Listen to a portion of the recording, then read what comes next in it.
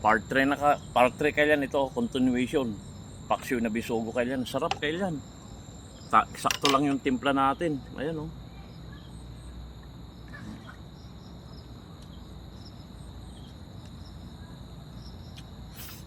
Sarap kailan. Sarap talaga ng sariwa. Ayan oh. Tapos ang background natin kailan, tingnan mo naman oh. Napakaganda kailan oh. Kaya papasalamat ako sa mga bagong subscriber natin. Ito kailan bisugo na to. Order sa Pangasinan. Dinamihan ko na para lutuin natin konti. Tapos para meron tayong content. Part 3 na to kailan.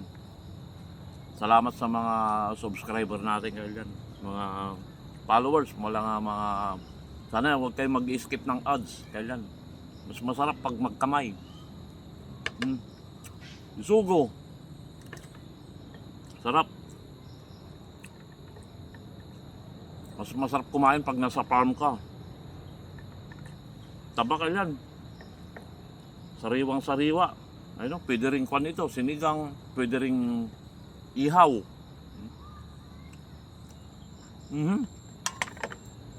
Perfect na perfect. Sarap. Tapos yung ulo niya para pang di masayang. Sipsipin mo. Ganun. To!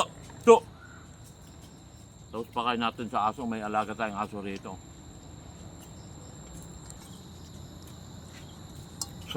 Sarap talaga kailan sa pangatlo na to. Oh. Ayan. Paksiw na bisugo. Tapos lagyan natin kunting sabaw. Ayan. Ano? Sarap oh. Malasa. Tapos meron din tayong aso dun. Sarap. Mas masarap magkamay pag nasa farm ka kailan. Marami tayong tanim dyan. Oh. Para hindi masang sarap sipsipin ng ulo niya. Tapos bigay natin sa alaga natin. Ito, nanggaling pa ng Pangasinan tong aso na to. Kailan yun, oh. Kainin mo yan, oh. Ang pangalan niya ay Pangasinan. Nanggaling sa Pangasinan. Shout out kay Sitang. Siya nagbigay sa akin yan.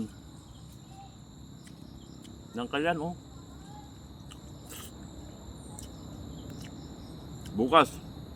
Pupunta naman tayo ng Pangasinan. Bibili tayo ng tuna at saka bisugo. Merong nag-request. Ayun o. Ayun. Sarap. Sakto lang yung asim niya. Panalo kailan. Hanggang dito lang kailan. Sige yung background natin oh. Salamat sa panonood.